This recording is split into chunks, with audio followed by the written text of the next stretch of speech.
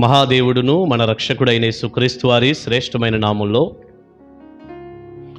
ఈ ఉదయకాల మన్నా అనే చక్కని కార్యక్రమాన్ని చూస్తున్న మీ అందరికీ నిండు హృదయంతో వందనాలండి. దేవుని మహాకృప మీకు తోడై ఉండును గాక. పరిశుద్ధ గ్రంథంలో నుంచి ఒక చక్కని వాక్యాన్ని ఇలా చదువుకుందాం. ఇర్మియా గ్రంథం 5వ అధ్యాయం 1వ వచనం. యెరూషలేము వీధులలో అటూ ఇటూ పరిగెత్తుచు చూచి తెలుసుకొనుడి, దాని రాజవీధులలో విచారణ చేయుడి. న్యాయము జరిగించుచు నమ్మకముగా నుండ యత్నించుచున్న ఒకడు మీకు కనబడిన ఎడల నేను దాన్ని క్షమించుదును. ప్రభు అంటున్నాడు, ప్రియులారా, ఒక్క వ్యక్తి నాకు కనపడితే నేను క్షమిస్తాను. మీరు యెరూషలేము వీధుల్లో అటూ ఇటూ పరిగెత్తుచు చూడండి, చూసి తెలుసుకోండి. ఎవరైనా మీకు న్యాయాన్ని జరిగిస్తూ నమ్మకంగా ఉండాలి అని ప్రయత్నిస్తున్న ఒక వ్యక్తి గనక మీకు కనపడితే నేను ఖచ్చితంగా దాన్ని క్షమిస్తాను అన్నాడు. నిజమే. ఈ మాట ప్రభువు చెబుతున్న సమయానికండి, ఇర్మియా ద్వారా దేవుడు మాట్లాడుతున్న ఈ సమయానికి ఇశ్రాయేలు ప్రజలు, ముఖ్యంగా యోధా జనాంగం అంతా కూడా భయంకరమైనటువంటి చెడులో ఉన్నారు, పాపంలో ఉన్నారు. జీవం కలిగినటువంటి దేవుణ్ణి ఆరాధన చేయకుండా వేరే వాటిని ఆరాధించేటటువంటి క్రమంలోనికి వెళ్ళిపోయారు. దేవుణ్ణి బాధ పెట్టేటటువంటి రీతిలో అన్యాయాలకి, మోసాలకి, ఎండిపోయిన తనానికి, ఒట్టిపోయిన తనానికి తిరిగిపోయారు. లోకం వైపు తిరిగిపోయారు, పాపం వైపు తిరిగిపోయారు, చెడులో ఉన్నారు.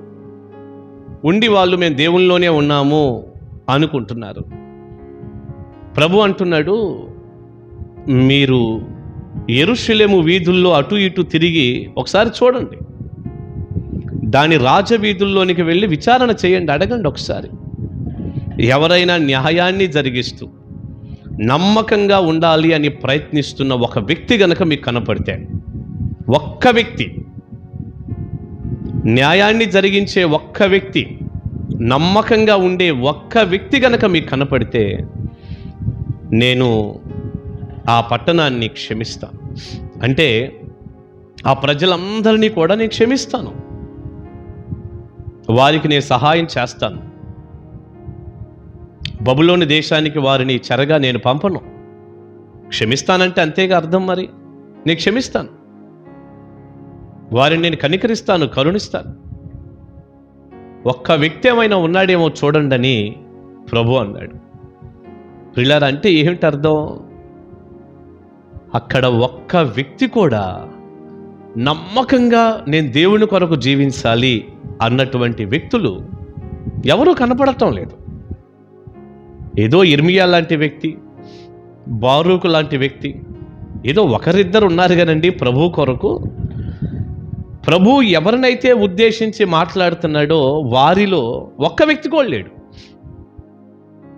నమ్మకంగా బ్రతికేటటువంటి వ్యక్తి, న్యాయాన్ని జరిగించేటటువంటి వ్యక్తి ఒక్క వ్యక్తి కూడా లేడు. ప్రియబిడ్డ, నిజంగా దేవుడు ఎంత బాధతో ఆ మాట చెప్పుంటాడో కదా.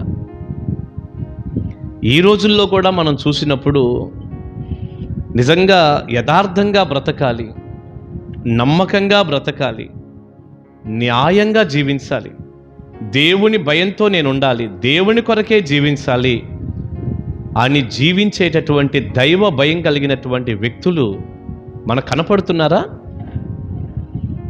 ఎక్కడ చూసినా కూడా ఏదో తాత్కాలికంగా ప్రజలు దేవుని మందిరానికి వచ్చి కాస్త ఆరాధన పేరిట కాసేపు కూర్చొని దేవుడి మాటలు విని ఏదో తృప్తి చెంది వెళ్ళిపోతున్నట్టు ఉంది. కానీ నమ్మకంగా జీవిస్తున్నటువంటి వారు, నమ్మకంగా బ్రతుకుతున్నవారు, దేవుడే నా పంచప్రాణాలు అన్నట్టుగా జీవించేవారు ఎవరైనా కనపడుతున్నారండి?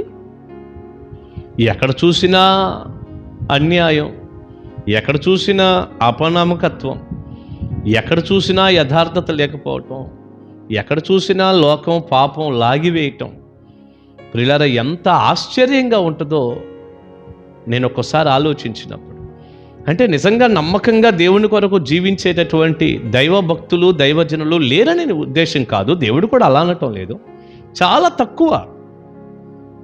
ఆయన వాడినటువంటి ఆ పదాలలో ఉన్నటువంటి భావం ఏంటంటే కనపడటం లేదు, ఎక్కువ లేరు. నిజమే, ఈరోజు కూడా ఎక్కువ లేరు. ఈరోజు సంఘాల్లో దైవజనులుగా మేము చూస్తున్నాం కదా, ఎక్కువ మంది లేరు. ఎక్కడ చూసినా కూడా మొత్తం లోకం మీదే స్పృహతో బ్రతుకుతున్నారు. ప్రియులారా, ఒక ఆదివారపు ఆరాధన మిస్ అయినా వారికి అసలు ఏమనిపించదండి, ఏమి అసలు బాధ కానీ, ఏమాత్రం దుఃఖం కానీ అసలు అవి ఏమీ కనపడవు. చాలా హ్యాపీగా, హాయిగా, బ్రహ్మాండంగా తిరుగుతుంటారంతే. చాలా మామూలుగానే బ్రతుకుతారు, మామూలుగానే తిరుగుతారు. వాళ్ళు చాలా సంతోషంగా ఉంటారు వాళ్ళు. అసలు ఈ రోజున ఒక క్రైస్తవుడు దేవుని సన్నిధి పోగొట్టుకోవటం, అసలు గుండె ఎట్టా పనిచేసిద్దో, ఎట్టా అసలు అలా ఉండబుద్ధి అయిద్దో నాకు ఆశ్చర్యంగా ఉంటుందండి. ఆరాధనలో జరుగుతున్న సమయాలలో ఎలా సొంత పనులు చేసుకోగలరో, ఎలా ఇంటి దగ్గర ఉండగలరో, ఎలా దేవుడు సన్నిధి లేకుండా వేరే దానికి ఆ సమయాన్ని కేటాయించగలరో చూస్తే ప్రియబిడ్డ, నాకే కాదు నాలాంటి దైవజనులందరికీ కూడా చాలా ఆశ్చర్యంగా ఉంటుంది.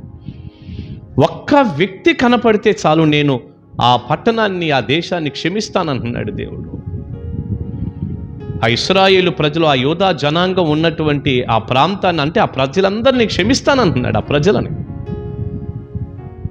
ఈరోజు కూడా దేవుని యొక్క క్షమాపణ, దేవుని ఆశీర్వాదం, దేవుని కనికరం మనం పొందకపోవటానికి కారణం ఏంటంటే ఇది అపనమ్మకత్వం.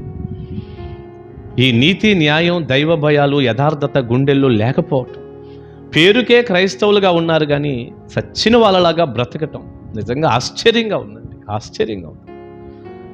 మనిషికి సొంత పనుల మీద, సొంత ఇష్టాల మీద, సొంత కోరికల మీద, సొంతంగా ఉన్నటువంటి వాటి మీద ఉన్న ఆసక్తి ప్రభువు మీద లేకపోవటం విచారకరంగా ఉంది.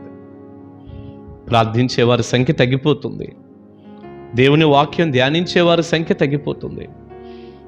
నేను క్రైస్తవుని కాబట్టి ఒక అబద్ధం కూడా నేను చెప్పకూడదు, నీతి న్యాయంగా బ్రతకాలి అనేవారి సంఖ్య తగ్గిపోతుంది. ఒక్క వ్యక్తి కనపడటం లేదు. కానీ గుర్తుపెట్టుకో, అదే సమయంలో ఇర్మియా లాంటి ఒక అద్భుతమైనటువంటి వ్యక్తి దేవునికి దొరికాడు.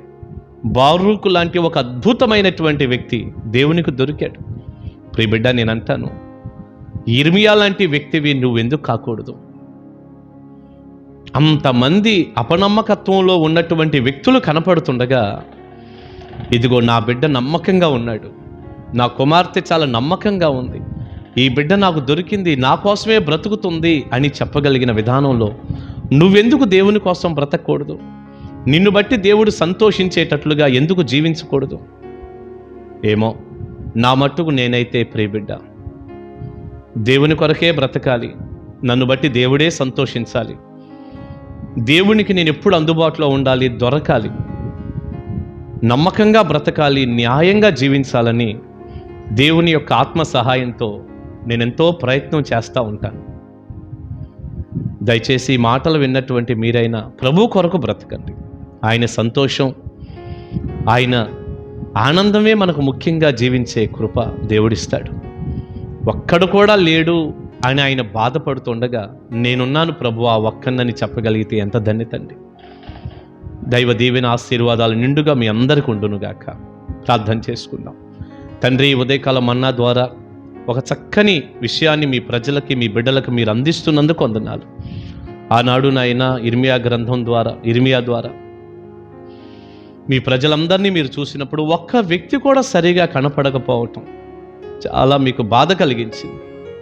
ఈ రోజున కూడా నాయన ఎంతోమంది అపనమ్మకంగా మీ సన్నిధికి దూరమై నాయన మీ గుండెకు గాయం చేస్తూ, మీకు బాధను కలగచేస్తూ, వారి ఇష్టాన్ని నెరవేర్చుకుంటూ, వారి కోరికలు నెరవేర్చుకుంటూ లోకంలో పడి, పాపంలో పడి జీవించే వారి సంఖ్య అధికంగా కనపడుతుందయ్యా.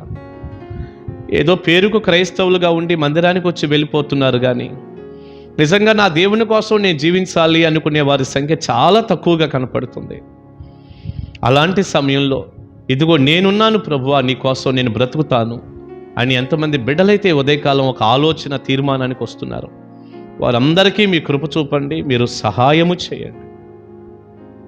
మీ కొరకు జీవించినప్పుడు కలిగే ప్రతి దీవెన ప్రతి బిడ్డకు రానివ్వండి. అసలు మీ కొరకు బ్రతకటమే మాకు ఆశీర్వాదం కదా. అట్టి కృపతో నింపండి. యేసు నామాని ప్రార్థన మనవులు అడుగుచున్నాను తండ్రి. ఆమేన్, ఆమేన్. అందరికీ వందనాలండి. దైవాశీస్సులు మీ అందరికీ ఉండును గాక. ఆమేన్. Praise the lord.